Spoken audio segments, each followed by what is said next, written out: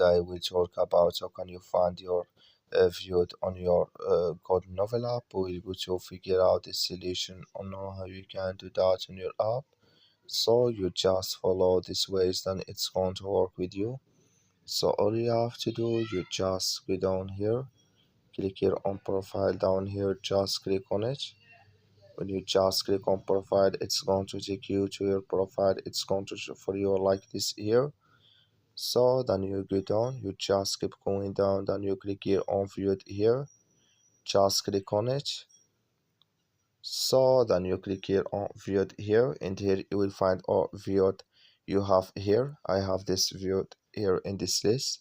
So but if you have a lot, can you find it in this list here on your Goodnovel app. So that's all you have to do to find this list here. You just follow this ways, then it's going to work with you.